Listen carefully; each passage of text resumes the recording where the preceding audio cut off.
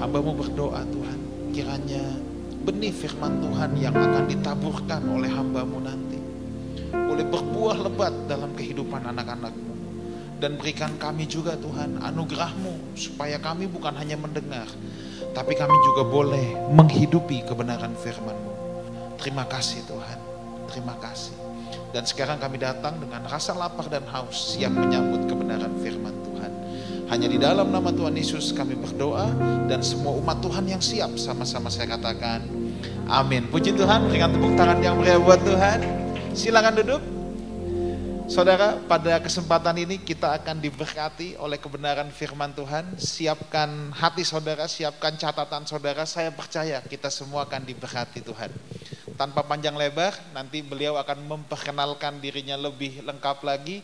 Saya mau mengundang Bapak Itzwandi untuk menyampaikan kebenaran firman Tuhan. Lifehouse Family, please welcome Pastor Ikwandi.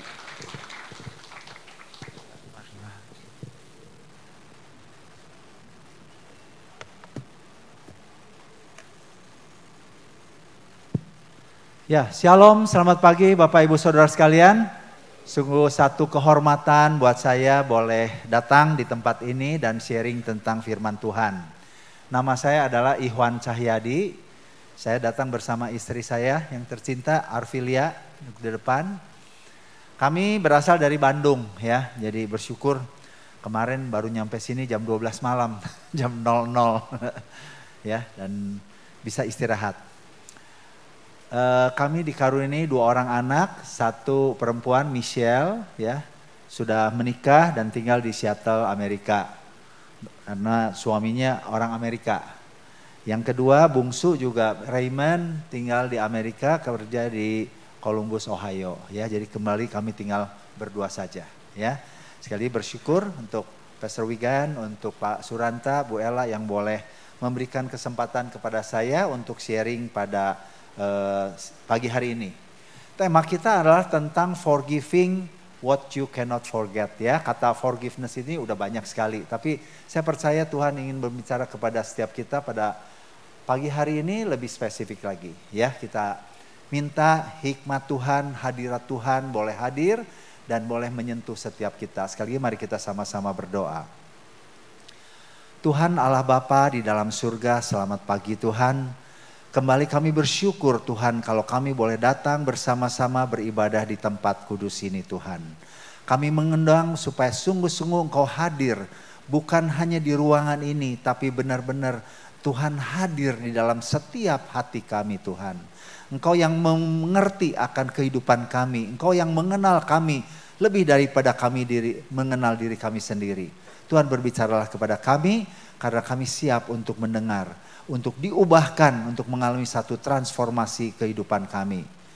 Dan kami berdoa Tuhan, biar hamba-Mu yang penuh dengan keterbatasan ini, Tuhan juga bungkus dengan kuasa darah Yesus, sehingga sungguh-sungguh firman yang disampaikan ini merupakan satu kebenaran firman Tuhan yang mengubahkan kehidupan kami. Terima kasih Bapa, di dalam nama Tuhan Yesus kami mau berdoa dan ucap syukur. Amin. Ya, forgiving what you cannot forget. Kata forgiveness itu banyak sekali ditekankan di dalam Alkitab ya, lebih daripada yang lainnya. Kita lihat banyak mengasihi. Tapi kalau kita lihat ya, bagaimana kata pengampunan ini sangat-sangat penting sekali ya. Mengapa kita perlu mengampuni ya? Karena pada dasarnya orang Kristen tuh semua gampang mengampuni. Tapi kenyataannya banyak yang datang ke saya, Pak, saya ini seorang aktivis di gereja, saya sudah mengampuni orang tua saya sudah mengampuni orang yang telah menyakiti saya. Tapi kenapa ya masih susah? Kayaknya masih belum lega ya. Masih kalau ketemu masih sakit hati dan sebagainya. Apa yang terjadi? Ya. Nah, justru inilah yang kenyataan yang saya lihat ya. Kita ini mudah sekali untuk mengatakan saya sudah mengampuni, tapi belum mengalami sesuatu kelepasan di dalam pengampunan ini. Ya, makanya kita perlu belajar tentang mengapa perlu mengampuni. Ya, yang pertama, kalau kita tidak bisa mengampuni dengan tuntas, ya, kita ini akan terbelenggu di dalam satu penjara. Ya, apa yang menjadi belenggu itu adalah emosi kita. Kita nggak jadi bebas, ya. Kalau kita ketemu dengan orang yang menyakiti kita, yang sebel dengan kita, ya, kita menjadi nggak nyaman. Betul nggak? Ya, hidup emosi kita ini terpenjara sehingga kan mempengaruhi fisik kita.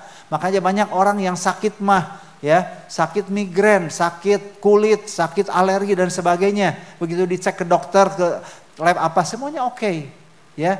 Karena sebenarnya masalah fisiknya itu bukan disebabkan karena penyakit fisik, tapi karena masalah emosi yang terbelenggu tersebut, ya. Sehingga hidup kita akan menjadi terpengaruh. Yang kedua, ya, orang yang tidak mengampuni, ya, secara tuntas, sebenarnya kan memiliki satu relasi dengan Allah yang tidak benar-benar tuh lancar. Ya, kita bisa menyembah Tuhan, kita bisa berdoa, tapi ada satu sumbatan yang membuat kita ini kayaknya nggak benar-benar bisa menikmati hadirat Tuhan dan berkat Tuhan. Ya, dan otomatis ya, kalau relasi kita dengan Tuhan juga tidak sempurna, tidak lancar, hubungan kita dengan orang lain itu juga terpengaruh. Ya, suami dengan istri, orang tua dengan anak, menantu dengan mertua, ya, saudara dengan saudara yang lainnya, teman di sepelayanan dan sebagainya, teman kerja itu bisa terjadi.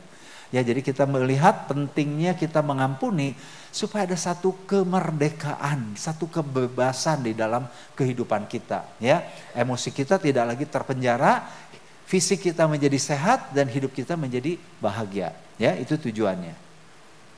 Nah, ada dua sisi pengampunan yang kita perlu mengerti, bahwa memang pengampunan itu sesuatu yang sulit dan berat untuk kita bisa memberikannya. Ya, apalagi kalau kita harus mengampuni orang yang telah membuat hidup saya hancur. Ya, banyak orang mengatakan, waduh, mana bisa saya bisa mengampuni kamu, sampai mati pun ya aku tidak akan pernah bisa mengampuni kamu. Betul nggak? Banyak yang seperti itu, sulit dan berat memangnya. Mengatakannya mudah seperti tadi, ya saya sudah mengampuni, ya. Tapi kenyataannya hatinya masih penuh dengan kemarahan, hatinya masih penuh dengan kepahitan, hatinya masih belum bisa dilepaskan. Ya, tetapi sisi yang lain kita juga melihat bahwa pengampunan itu menjadi sesuatu kebahagiaan dan kelegaan pada saat kita menerimanya. Ya, setiap kita anak-anak Tuhan, Bapak Ibu ya, kita ini tidak layak untuk menerima keselamatan dari Tuhan. Kita harus mati dan masuk ke dalam neraka, betul? Tetapi ya, pada saat semua dosa-dosa kita diampuni ya, ada satu kebahagiaan, ada satu kelegaan. Tuhan, aku yang tidak layak dilayakkan karena Kristus telah mati buat aku di kayu salib. Nah, itulah sesuatu yang kita rasakan, bagaimana seseorang itu kalau dia mengalami satu pengampunan akan mengalami satu kebahagiaan. Jadi makanya kalau kita lihat ya Bapak Ibu ya, di dalam kekristenan itu forgiven ya, itu akan mudah menjadi forgiver. Karena setiap kita sudah diampuni dosa-dosanya oleh Tuhan melalui Yesus Kristus, maka harusnya kita juga akan mudah sekali untuk bisa mengampuni orang lain. Ya. Jadi mengampuni seharusnya menjadi mudah karena kita pernah diampuni. Ya, orang kalau nggak pernah ngalamin ya biasanya sulit. Tapi toh ini pun ternyata nggak mudah juga. Ya, makanya kita melihat bahwa sebenarnya mengampuni ya dengan tuntas itu hanya bisa dilakukan bersama dengan Yesus dan kuasa Roh Kudus. Jadi kita sebagai manusia pada dasarnya nggak akan mampu untuk bisa mengampuni orang lain dengan tuntas. Kenapa? Ya, karena kita percaya bahwa disakiti itu adalah sesuatu hal yang manusiawi. Sehebat-hebatnya orang, serohani-rohaninya orang ya, orang tua misalnya, semua orang tua sayang sama anaknya. Tanpa sadar disadari, kita pasti 1-2 hal pernah melukai anak-anak kita. Betul nggak? Ya. Jadi dalam hal kita disakiti, itu ada hal yang manusiawi. Setiap orang bisa disakiti, setiap orang bisa menyakiti. Itu hal-hal yang sangat manusiawi. Karena kita belum hidup di surga, kita masih hidup di dalam dunia ini. Ya, jadi kenyataan disakiti atau menyakiti itu sesuatu hal yang manusiawi. Tetapi untuk bisa kita mengampuni, ya, rasa sakit kita untuk kita bisa diampuni itu adalah masalah yang ilahi. Nah, inilah makanya kita perlu mengerti kenapa banyak orang yang sudah mengampuni, ya, masih belum merasa terbebasan karena mungkin itu hanya melakukan dengan kata-kata saja. Oke, saya berdoa dalam nama Yesus aku mengampuni dia, beres, ya. Kenyataannya nggak seperti itu. Ya, kita harus benar-benar mengampuni itu berdasarkan dari kuasa ilahi, ya. Jadi mengampuni orang yang telah menyakiti kita ini perlu kesadaran dan satu tekad. It's a decision. Nggak bisa kita disakiti, udahlah nanti tunggu sampai saya bisa mengampuni. Ya, biasanya nggak bisa. Tambah lama, tambah sakit hati, tambah sebel. Ya, dalam suami istri, pasangan suami istri. Kenapa banyak sampai berakhir dengan perselingkuhan dan perceraian? Karena pengampunannya tidak bisa dilakukan dengan tuntas. Tunda sampai satu saat meledak. Ya, jadi sekali prinsipnya pada saat saya mau mengampuni, ada satu tekad, ada satu keputusan yang saya lakukan bahwa Tuhan, saya telah diampuni dan saya akan melakukan satu keputusan untuk saya mengampuni. Ya, it's a decision. Tetapi decision ini juga ternyata kita tahu bahwa tidak langsung otomatis ya pengampunan itu beres ya. Kita melihat di sini bahwa ternyata mengampuni itu adalah kita selain mengampuni orangnya, selain mengampuni kejadiannya, kita perlu mengampuni dampak-dampak dari kejadian itu. Ya, nah ini yang seringkali dilupakan ya, sehingga pengampunan itu adalah satu proses yang lama, bukan yang instan. Ya, sekali lagi pengampunan satu tekad, satu decision dan it's a process. Ya, forgiveness is both the decision and the process. Saya kasih contoh ya. Bapak Ibu, saya kasih contoh misalnya ya, seseorang yang senang jalan pagi hari ya, jogging misalkan di depan rumah. Lagi enak-enak jogging ya, tiba-tiba dia ditabrak oleh seorang pemabuk yang naik motor. Jatuh ya. Kira-kira orang tersebut atau Anda misalnya kalau mengalami itu kira-kira gimana? Pasti penuh dengan kemarahan. Aku nggak salah, aku sedang menikmati sinar matahari, udara pagi ya, tiba-tiba ditabrak sama orang yang tidak bertanggung jawab. Anda jatuh ya, lalu orang itu mungkin lihat ini minta maaf, terus Anda bangun kembali dan merasa tidak apa-apa, it's okay. Ya udah sananya. Ya, Anda maafin orang tersebut, betul nggak? Tapi kemudian besoknya begitu Anda bangun tidur, ya Anda nggak bisa bangun, sakit sekali semuanya. Ya, baru menyadari ini mungkin akibat dari jatuh kemarin. Ya, lalu timbul kembali kemarahan itu kan, dasar ini gara-gara si pemabuk tadi yang kemarin nabrak aku. Marah lagi, ya. Lalu dia coba ke dokter, diperiksa, dicek, ternyata tulangnya retak dan harus dioperasi. Waduh, tambah marah lagi. Ya. Jadi prosesnya ternyata panjang ini dampaknya, ya.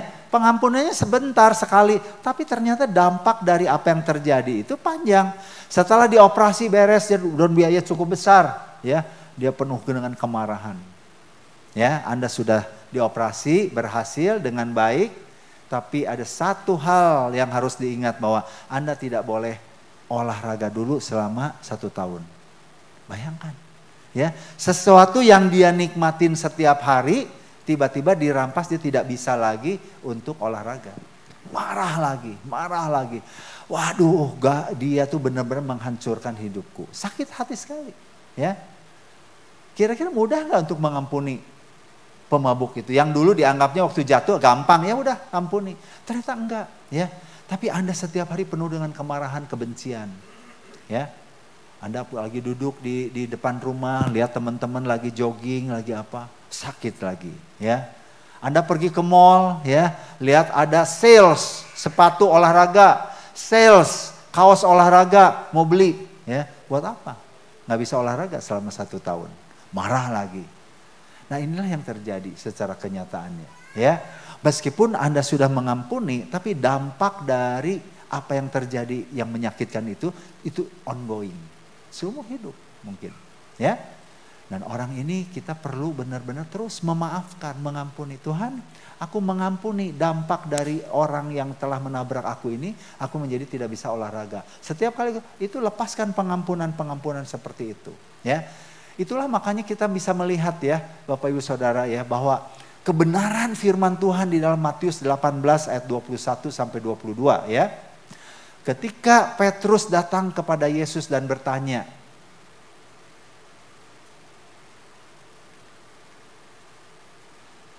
Kemudian datanglah Petrus dan berkata kepada Yesus, Tuhan, sampai berapa kali aku harus mengampuni saudaraku jika ia berbuat dosa terhadap aku? Sampai 7 kali kah? Ya, Yesus berkata kepadanya, bukan sampai 7 kali, melainkan sampai 70 kali 7 kali. Ya, artinya apa? Artinya bukan literally 70 kali 7 ya, 490 bukan. Artinya ini sesuatu yang panjang. Ya, nggak ada batasnya. Setiap kali kamu merasa sakit hati lagi, ampuni dia. Setiap kali Anda merasa sakit lagi, ampuni dia. Nah, inilah yang saya pikir tuh kurangnya di sini. Kita merasa sekali ngampunin beres, ya. Karena kita sudah mengampuni orang tua kita sudah mengampuni saudara kita. Tapi dampak dari orang yang telah menyakiti kita sebenarnya nggak cuma 1 kali, 2 kali, itu bisa berkepanjangan. Salah satu contoh orang yang mau diaborsi ya oleh orang tuanya, Bapak Ibu. Ya, itu hal yang sebenarnya sepertinya kecil, sepele. Tapi dampaknya ya, seorang anak yang mau digugurkan dan kemudian lahir itu akan mengalami satu rasa penolakan, rasa insecure yang sangat tinggi. Ya. Dan kalau kita bicara kalau dari sisi psikologi ya, setelah dia mengalami, dia tahu bahwa ini adalah dampak dari waktu dia belum lahir pun dia udah merasa tertolak, dia sudah merasa tidak aman. Dia bayangin orang yang digugurkan dan ternyata masih selamat.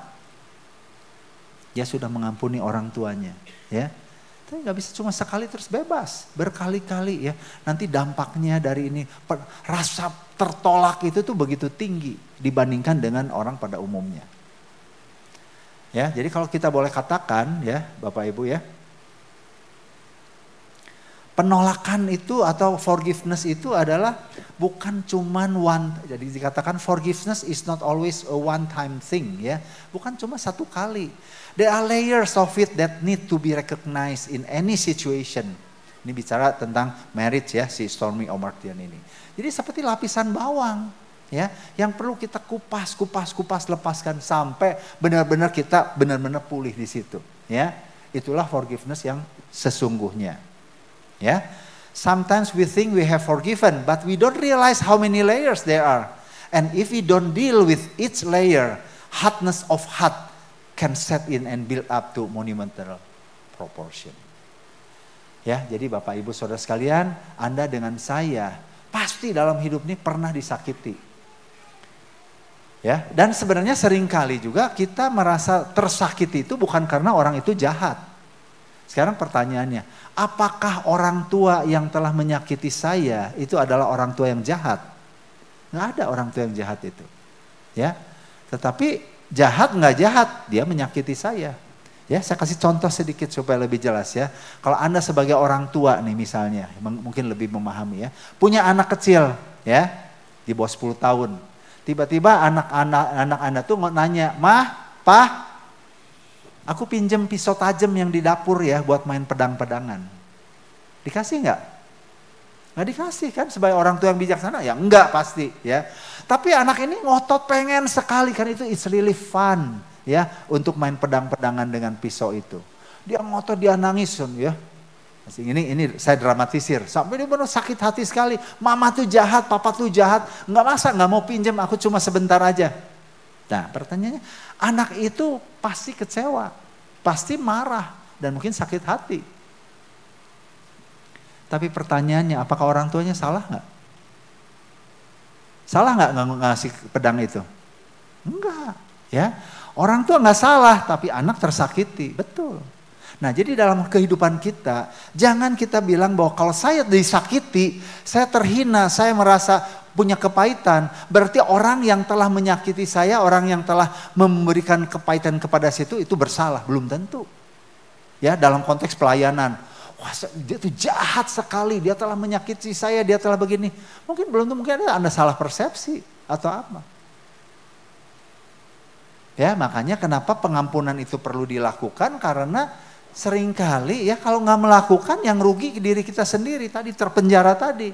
Orang yang telah menyakiti itu aja biasa-biasa aja kan, dia tidak merasa bersalah. Itu banyak yang terjadi. Ya. Makanya kita perlu belajar tentang 5 prinsip pengampunan yang perlu kita benar-benar mengerti. Pengampunan itu kayak gimana sih? Yang paling penting pertama, what is the goal? What is the purpose ya? Tujuan pengampunan itu adalah untuk kebaikan saya pribadi. Bukan untuk kepentingan orang lain. Ini yang perlu Anda dan saya sama-sama ingat ya. Kalau saya mau mengampuni ya, itu untuk kebaikan saya, bukan untuk kebaikan orang lain. Ya, forgiveness is not something we do for other people. We do it for ourselves to get well and move on. Ya, itu poinnya. Makanya kalau kata-kata statement, mana bisa aku ngampuni kamu, sampai mati pun aku gak bisa ngampunin kamu. Itu sebenarnya yang rugi adalah siapa? Seolah-olah dia pikir kalau saya ngampunin orang yang telah menyakiti saya, dia tuh keenakan. Gak ada yang enak. Ya, dia diampuni, dia gak diampuni, dia biasa-biasa aja. Ya, tapi orang yang tersakiti, benar-benar menderita, itu harus lepaskan pengampunan for the sake untuk dirinya sendiri, demi kemajuannya sendiri. Ya, itu prinsipnya. Kalau Anda nggak memiliki prinsip ini, akan merasa rugi kalau ngampunin itu. Ya, yang kedua, mengampuni itu nggak sama dengan melupakan. Nah, ini juga yang perlu Anda sama-sama mengerti. Ya, seseorang merasa mengalami peristiwa yang menyakitkan.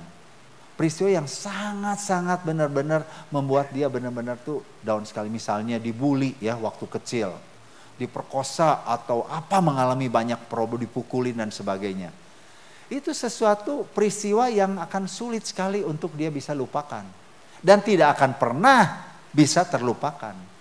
Jadi pada saat Anda mengampuni ya, Anda jangan identifikkan kalau saya mengampuni saya harus melupakan. Nggak bisa. Ya. Peristiwa yang paling menyakitkan dalam hidup kita tidak akan pernah bisa lupa. Tetapi pada saat saya mengampuni ya, emosi saya sudah terbebaskan. Saya tidak lagi sakit hati lagi. Ya, peristiwanya masih ingat, tapi aku udah tidak sakit hati lagi. Ya, makanya kalau misalkan saya suka tanya gini, ya coba ceritakan hubungan kamu dengan papa kamu, dengan mama kamu. Wah, dia cerita disampaikannya tuh benar-benar ini. Tapi aku udah mengampuni, berarti belum tuntas. Ya. Ada sesuatu, tapi bukan berarti kamu masih ingat ya peristiwanya dulu. Ingat, berarti kamu belum mengampuni. Enggak, itu salah ya. Sekali lagi, Anda masih oke untuk ingat peristiwanya, tapi Anda tidak boleh sakit lagi. Sama seperti saya kasih ilustrasi di sini, luka tangan ya. Luka tangan kalau belum sembuh, Anda sentuh sedikit aja itu udah sakit sekali. Tapi kalau luka itu sudah sembuh, lukanya masih ada berbekas. Ya, bekasnya selalu ada. Tapi Anda pegang, Anda pukul gimana pun, udah tidak sakit lagi. Itu ilustrasinya. Ya, jadi mengampuni untuk kebaikan saya. Yang kedua, saya masih bisa ingat, tapi saya tidak lagi sakit hati lagi. Itu yang kedua. Yang ketiga, mengampuni itu adalah satu sikap hati. From the inside of our heart, the deepest. Ya, bukan cuman mulut. Makanya kenapa tadi kalau cuma ngomong aja udah gue ampuni ya, tapi hatinya masih dendam, masih marah, masih kayaknya ya kalau lihat di sini satu saat gue bisa balas lagi ya. Nah, itu juga belum mengampuni.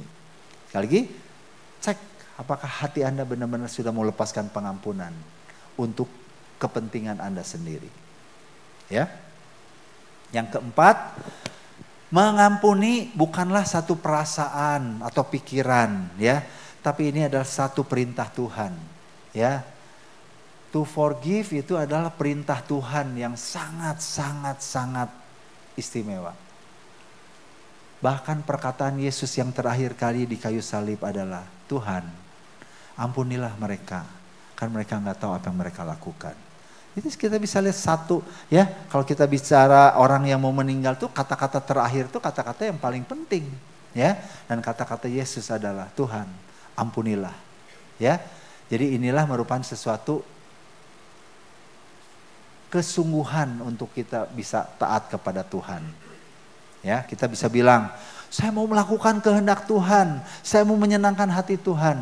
Mau gak kamu mengampuni setiap orang yang telah menyakiti Anda? Sulit, Pak. Sulit, ya. Nah, ini. Jadi yang paling simpel kalau kita mau benar-benar melakukan kehendak Tuhan, ampunilah ya orang yang benar-benar menyakiti Anda. Baik itu salah, baik itu benar menurut pandangan kita, ya. Yang terakhir, yang kelima prinsipnya ya. Orang yang mengampuni itu bukan berarti lemah, bukan berarti kalah. Lu nggak salah kok, lu yang udah ngampuni dia. Ya, tapi di sini bahwa saya mengampuni bukan menunjukkan kelemahan saya, tapi saya mengampuni justru itu bukti dari keberanian saya dan kedewasaan saya untuk melakukan kehendak Tuhan. Saya mau hidup saya bebas, saya mau hidup saya merdeka, makanya saya mau lakukan itu, ya. Jadi inilah yang kita perlu benar-benar lakukan, ya. Courage is not the absence of fear, but the acquired ability to move beyond fear, ya. Kalau Anda masih dihantui dengan rasa sakit hati, ya, rasa tidak mau mengampuni, ya, itu ilustrasinya kalau orang yang tidak mengampuni itu adalah orang yang minum racun dengan harapan, ya, orang lain yang mati. Ya, rasain lo ya, gua nggak akan ngampunin kamu loh, ya. Seolah-olah yang rugi itu adalah orang lain, tapi pada saat itu dia sedang kayak menyisip, ya, racun sedikit-sedikit sampai akhirnya yang mati adalah dirinya sendiri. Ya, jadi tidak ada alasan untuk kita tidak bisa mengampuni, ya, karena mengampuni itu adalah one way, ya, nggak peduli orangnya gimana, Pak, gimana kalau orangnya udah mati, gimana orangnya kalau udah nggak ada, nggak penting, karena balik lagi pengampunan itu bukan untuk orang lain. Saya mengampuni siapapun orang yang telah membuat hidup saya hancur, ya, untuk kemajuan hidup saya. Tidak harus, ya, bertatap muka ngomong itu nggak harus. Dalam forgiveness, I let it go. Ya, oke, saya mau bagikan juga hambatannya apa, ya, yang terakhir dari materi ini. Hambatannya apa? Kenapa kita udah tahu penting, ini tahu sesuatu yang berguna, tetapi juga seringkali ada hambatannya, ya. Hambatan yang pertama adalah, ya, seringkali tadi, ya, belum siap. Karena terlalu menyakitkan, it's too painful, ya. Tapi pertanyaannya, kalau kita nunggu hati kita siap, biasanya nggak siap-siap. Makin lama luka itu makin berat, makin sulit, hati kita makin keras, ya. Jadi kalau kita katakan saya belum siap untuk ngampuni, kapan siapnya? Ya, biasanya iblis akan pakai itu celah, ya, untuk membuat kita makin nggak siap, malah makin sebal, makin benci. Ya, itu yang saya lihat di dalam keluarga, ya. Kenapa? Ya, banyak suami, istri, orang tua, anak karena belum siap, terlalu menyakitkan, ya. Dan akhirnya ditunggu-tunggu, akhirnya udah nggak bisa tertolong lagi, seperti cancer, ya, yang menyebar kemana-mana. Yang kedua, ya, saya belum bisa mengampuni karena saya nunggu dia yang sadar dan minta maaf duluan, ya. Gua nggak salah kok, coba gua tunggu dulu, ya. Dia mau minta maaf nggak? Kalau dia mau minta maaf, saya mau bisa ampuni. Kalau nggak, sorry. Ya, pertanyaannya balik lagi, orang yang telah menyakiti kita, mengkhianati kita juga seringkali tidak merasa bersalah. Jadi kalau ditunggu, ya, dia say sorry, dia nggak merasa bersalah kok. Contoh tadi anak tadi yang anggap, ya, anak kecil sakit nunggu orang tuanya minta maaf, orang tuanya tidak merasa sakit, tidak merasa salah kok, tidak akan say sorry. Ya, jadi ini juga hambatan yang perlu Anda benar-benar atasi. Ya, jangan nunggu, ya. Inisiatif dari diri kita, ini untuk kepentingan kita soalnya.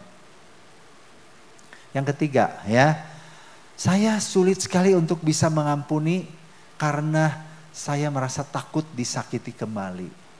Nah, ini juga sama, ya, dalam konteks pelayanan seringkali, ya. Saya nggak bisa ngomong karena nanti kalau udah deket-deket, udah gimana, saya sakit lagi, ya.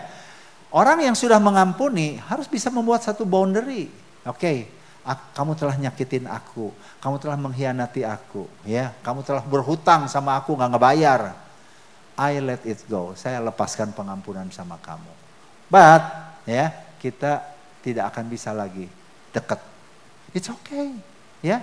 Karena orang yang dilecehkan secara seksual, apakah kalau dia udah mengampuni harus dekat lagi? Kan enggak. Orang yang dibully gitu kan enggak, dia harus bisa bikin boundary. Ya, jadi tidak ada alasan untuk takut disakiti lagi. Anda kalau takut disakiti lagi, ya bikin batasan dengan orang tersebut yang telah menyakiti Anda. Ya, kecuali ya dalam konteks pasangan suami istri ya, Anda tidak bisa membuat boundary tentu saja karena itu prinsip yang berbeda ya. Dalam marriage itu trust harus dibangun kembali ya. Tapi besides marriage, besides keluarga ini ya, kita bisa lakukan ini. Yang keempat adalah, nah ini ya menarik. Orang yang tidak bisa mengampuni orang lain sulit, itu biasanya dia juga tidak bisa mengampuni diri sendiri. Dia benci sama dirinya sendiri, ya. Sehingga dia selalu katakan, wah semua ini adalah gara-gara saya. Semua ini gara-gara aku. Aku nyesal, mestinya dulu tuh nggak begitu, mestinya dulu tuh begini, mestinya begini, mestinya begitu, ya. Selalu blame diri sendiri. Coba kalau aku dulu nggak lakukan itu, nggak ketemu sama dia, ya. Jadi sekali lagi, kalau Anda sebelum mengampuni orang lain, apa Anda juga mudah nggak untuk mengampuni diri sendiri? Ya, saya pikir kebenaran firman Tuhan hukum pertama, kasihilah sesamamu manusia seperti dirimu sendiri. Jadi kalau Anda mau mencintai orang lain, cintai dulu diri sendiri. Kalau Anda bisa mau mengampuni orang lain, apa Anda juga bisa nggak mengampuni diri sendiri? Kalau Anda nggak bisa mengampuni diri sendiri, jadi satu hambatan yang sangat besar untuk bisa forgive other people. Ya. Dan yang terakhir adalah, nah ini ya, saya mau balas dendam dulu, revenge dulu ya, baru saya bisa ngampuni dia. Ini doktrin cerita silat ya, benar nggak? Kalau di cerita silat kan begini, balas dendam itu kan sesuatu yang utama, baru saya bisa lepaskan pengampunan. Ya, tapi balik lagi ya, kita harus mengerti bahwa ya, balas dendam itu bukanlah akan membuat Anda bisa mengampuni, tapi akan membuat Anda menjadi makin bersalah. Ya, apalagi tadi ternyata setelah Anda balas dendam orangnya nggak salah. Anda yang sakit hati, ya Anda udah balas dendam, bikin hidupnya menderita, tapi ternyata dia nggak salah. Ya, jadi sekali lagi itu 5 hal yang perlu kita sama-sama pelajari. Ya, bahwa pengampunan itu adalah sangat-sangat penting supaya kita sebagai anak-anak Tuhan ya bisa menikmati kemerdekaan itu ya. Dikatakan bahwa the truth will set you free. Ya, kebenaran firman Tuhan itulah yang akan membuat kita benar-benar merdeka. Apa kebenaran firman Tuhan itu? Itu tadi, ampunilah seorang akan yang lain. Itu satu kebenaran yang sangat-sangat mutlak yang harus kita pegang. Ya tapi karena dia tidak ada tapi. Ya, karena itu bukan urusan dianya gimana, tapi urusan sayanya mau seperti apa. Ya, sebagai penutup, you cannot change the past. Apa yang sudah terjadi, apa yang sudah kita alami, kita nggak bisa ubah. Ya, tapi kita bisa membuat satu adjustment, satu perubahan dalam hidup saya, nggak stuck seperti ini terus. Ya, in my presence, pada saat seperti ini, untuk sesuatu masa depan yang lebih baik. Amin. Ya, biarlah setiap kita sekali lagi ya bisa menikmati ya satu kebebasan, satu kemerdekaan ya yang Tuhan sediakan buat setiap kita. Ya, mari saya undang jemaat untuk sama-sama berdiri. Setelah kita mendengar kebenaran firman Tuhan, biarlah kita juga coba refleksikan, aplikasikan dalam hidup kita. Tuhan, saat ini kalau saya menilik hati saya, siapakah orang yang masih teringat, yang benar-benar menyebalkan saya, menyakitkan saya, membuat hidup saya terhambat, membuat hidup saya hancur. Mari kita datang sama Tuhan. Silakan tutup mata semuanya dan bayangkan kembali orang tersebut. Baik itu mungkin orang tua Anda, baik itu mungkin pasangan Anda, baik itu mungkin anak Anda. Tuhan, Engkau izinkan semuanya itu terjadi. Bahwa di dalam kehidupan kami memiliki satu kemarahan, satu kekecewaan, satu kebencian Tuhan. Tapi kami menyadari Tuhan bahwa kebenaran firman Tuhan, bahwa kebencian kemarahan ini hanya membuat kami terbelenggu, terpenjara Tuhan. Saat ini Bapa, kami tahu prinsip firman Tuhan. Kami mau taat kepada Tuhan. Kami mau melepaskan pengampunan. Silakan Bapak Ibu Saudara sekalian, di dalam nama Tuhan Yesus, kuasa Roh Kudus, lepaskan pengampunan itu demi kebaikan Anda sendiri. Lepaskan, ampunilah siapapun yang menghambat kehidupan Anda saat ini. Lepaskan pengampunan itu, sehingga hidup Anda bisa merdeka, hidup Anda bisa move on, menjadi satu relasi yang indah bersama dengan Bapa di surga.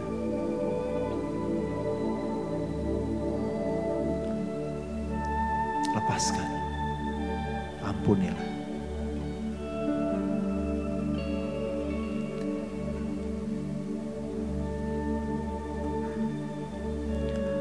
Bapa di dalam surga, Engkau mendengar seruan dari anak-anak-Mu Tuhan. Engkau mengerti apa yang menjadi satu beban, satu kemarahan, kekecewaan, kepahitan dalam hidup kami. Yang mungkin orang lain gak tahu Tuhan, karena itu tersembunyi jauh di dalam hati kami yang terdalam. Dan itu selalu merongrong kami Tuhan. Seringkali kami menjadi orang yang merasa munafik Tuhan, di dalam pelayanan, di dalam relasi dengan orang lain. Karena kami belum mengampuni secara tuntas. Mungkin kami sudah mengampuni kejadiannya orangnya Tuhan. Tapi kami belum mengampuni layer demi layer daripada dampak-dampak dari apa yang telah terjadi dalam kehidupan kami.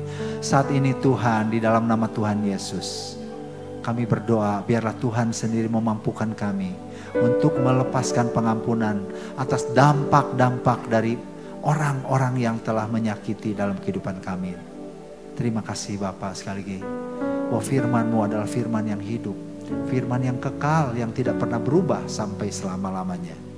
Dan kami rindu Tuhan, untuk kami boleh bersekutu dengan Tuhan dengan indah tanpa tersumbat.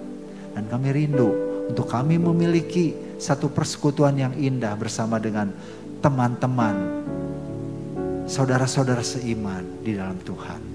Terima kasih untuk Lifehouse ini Tuhan, yang boleh memberikan kami satu kesempatan kami bertumbuh bersama. Kami boleh merasakan hadirat Tuhan dalam kehidupan kami. Terima kasih Bapa, terima kasih Tuhan.